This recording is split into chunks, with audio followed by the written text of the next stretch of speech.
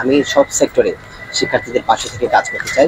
রাজনৈতিক উচ্চাকাঙ্ক্ষা আমার সবসময় ছিল। ক্যাম্পাসে গুপ্ত রাজনীতির মাধ্যমে কোনো গোষ্ঠী সফল হতে পারে, কিন্তু আসলে ভোটের মাধ্যমে, ভোটের মাঠে এগুলো কোনো কাজেই আসবে না। কারণ গুপ্ত রাজনীতির বিষয় যারা চর্চা করছে তারা আসলে জনগণের চেয়ে বিচ্ছিন্ন এবং তাদের পরিচয় গোপন থাকার কারণে তাদের আইডিওলজি মানুষের মধ্যে প্রভাবিত হয় না বা প্রচারিত হয় না।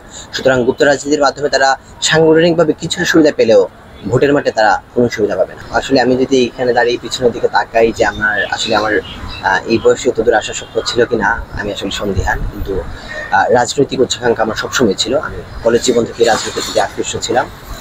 তো এখানে আসার পরে যখন এত বড় দায়িত্বে আমি এসেছি এবং আমাদের নেতৃবৃন্দ কিন্তু গণতান্ত্রিক প্রক্রিয়ায় আমাদেরকে এই পদের জন্য নির্বাচিত করছে। সুতরাং আমি মনে করি চ্যালেঞ্জের বাইরেও আমার দায়বদ্ধতা হচ্ছে যে আমার রাজনৈতিক দায়বদ্ধতা, যে শিক্ষার্থীদের জন্য আমি কাজ করেছি সেই দায়বদ্ধতার জায়গা থেকে যদি শিক্ষার্থীরা ভোট দেয় তাহলেও তাদের অধিকার আদায়ের জন্য এবং তাদের অধিকার নিশ্চিত করার জন্য আমি দায়বদ্ধ থাকবো। যদি তারা ভোট না দেয় তাহলে আমি একজন রাজনৈতিক কর্মী হিসেবে তাদের অধিকারের বিষয়ে সরব থাকতে সবসময় দায়বদ্ধ। আমাদের দায়িত্ব হচ্ছে, সবচেয়ে বড় দায়িত্ব হচ্ছে তাদের গণতান্ত্রিক অধিকার নিশ্চিত করা, সুন্দর ক্যাম্পাস শিক্ষার্থীদের উপহার দেওয়া। এই সবই হচ্ছে সবকিছু হচ্ছে পরিবর্তিত ধারায় আধুনিক প্রগতিশীল একটা মননশীল ক্যাম্পাস শিক্ষার্থীদের উপহার দেয়া জুলাই শহীদদের অলিখিত একটা চাহিদা ছিল।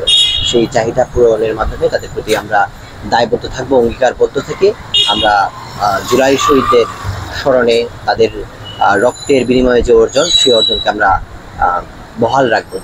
আমি শিক্ষার্থীদের যে সমস্যা, প্রধান সমস্যা হচ্ছে আবাসন এবং খাদ্য সংকট, তার পাশাপাশি নিরাপত্তার সমস্যা রয়েছে, যাতায়াত সমস্যা রয়েছে। আমি সব সেক্টরে শিক্ষার্থীদের পাশে থেকে কাজ করতে চাই এবং বিশ্ববিদ্যালয়ে আরও কিছু একাডেমিক ক্যাম্পাস নির্মাণের জন্য আরও কিছু বিষয় আমাদের প্রাসঙ্গিক আছে। যেমন ধরেন আপনার বিশ্ববিদ্যালয়ের ভর্তি প্রক্রিয়া এবং শিক্ষক মূল্যায়ন এবং শিক্ষক নিয়োগ প্রক্রিয়া আরও যৌক্তিক করার এটা দাবি শিক্ষার্থীদের মধ্যে ছিল। আমি একাডেমিক ক্যাম্পাস নির্মাণের তাগিদে আমি ওই সব বিষয়কে ফোকাস রাখবো, যাতে শিক্ষার্থীরা আরও সুন্দর শিক্ষার পরিবেশ পায় এবং মানসম্মত শিক্ষা